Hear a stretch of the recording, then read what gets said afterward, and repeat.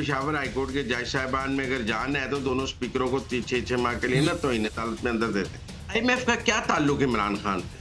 हुकूमत के खत की वैल्यू होती है, इमरान खान के जाती खत की कोई वैल्यू नहीं होती। आसिफ अली जरदारी जीत रहे हैं। कौमी असेंबली और पंजाब असेंबली में महसूस नशिस्तों पर हलफ ले लिया गया है। तहरीके इंसाफ का और सुन्नी इत्तेहाद कौंसिल का स्टांस तो फिर रेजा रेजा हो गया। अरे केपी में नहीं हुआ, बाकी तो हर जगह मखसूस नशिस्तों का हलफ हो गया। मैंने पहले भी इसमें कहा था कि पेशावर हाईकोर्ट की जुरिस्डिक्शन केपी से बाहर है ही नहीं। और बाकी कौमी असेंबली और पंजाब क्यों के पेशावर हाईकोर्ट का हुक्म माने? लाहौर हाईकोर्ट से कुछ नहीं था, इस्लामाबाद हाईकोर्ट से कुछ नहीं था, लिहाजा उन्होंने कोई हुक्म नहीं माना और हलफ हो गया। अच्छी बात है।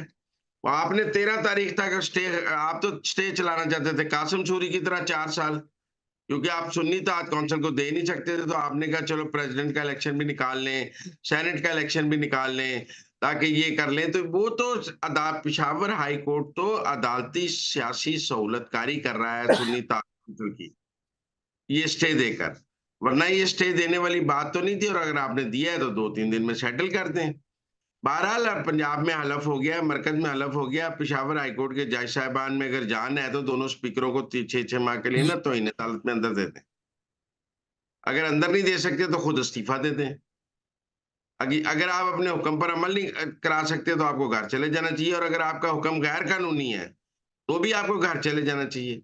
तो मेरे ख्याल में जो पेशावर हाईकोर्ट के जज साहब ने ये हुक्म दिया, जिसके बाद ये हलफ हो गए हैं, उन्हें अब मेरा ख्याल है खुद ही इस्तीफा दे देना चाहिए, क्योंकि अगर आप इस किस्म के हुक्म देंगे तो फिर बनेगा क्या? ठीक हो गया।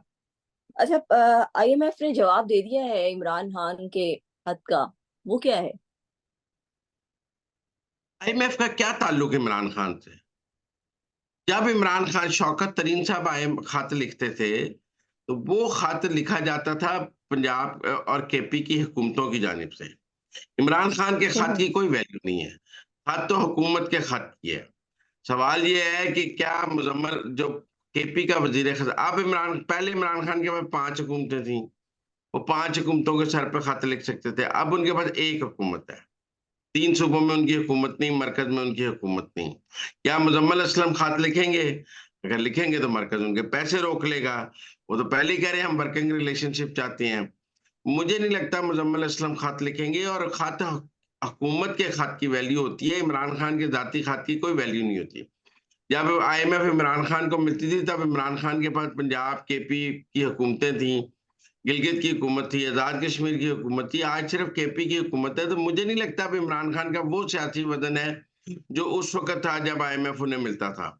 तब इलेक्शन भी थे, सबका ख्याल था दोबारा ना आ जाए, लेकिन 9 मई के बाद तो कोई आईएमएफ उन्हें नहीं मिली। 9 मई के बाद सारा मंजरनामा बदल गया है। हमें पहले ही अंदाजा था कि आईएमएफ इनके खत को कोई अहमियत नहीं देगा। ये पुराने ट्रांस में है कि जी आईएमएफ तो हमें मिलने आया था, हमारी बड़ी वजन है आईएमएफ की। वो दिन गए जब आपका वजन था। Now you are out of the game and IMF knows you are out of the game. अब आपकी कोई वैल्यू नहीं है इसमें। लिहाजा ऐसे 100 खत भी लिख लें अमेरिका में लॉबिंग। अब आप देखें ना, लॉबिंग फर्म में हायर की गई इन इलेक्शंस को दुनिया में डिस्क्रेडिट करने के लिए। इमरान खान जब वजीर आजम बने तो 3-3 दिन बाद लोगों ने मुबारक दी।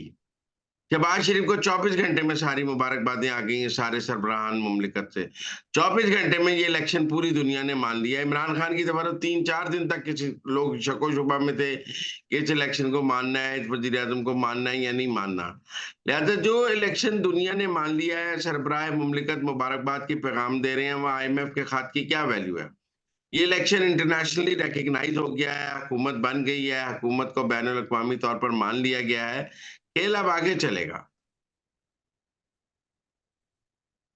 ठीक हो गया। खेल अब आगे चलेगा।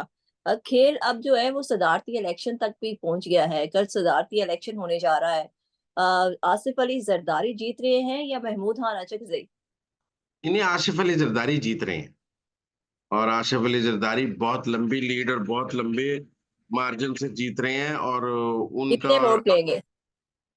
देखिए महमूद खान अचकजई तो आज इलेक्शन से भाग ही रहे थे जब वो मुतालबा कर रहे हैं कि इलेक्शन रोक दिया जाए, इलेक्टोरल कॉलेज पूरा नहीं है। तो भाई स्टे भी आपने लिया हुआ है सुन्नी इत्तेहाद कौंसिल ने, और आप खुद ही कह रहे हैं इलेक्टोरल कॉलेज पूरा नहीं है।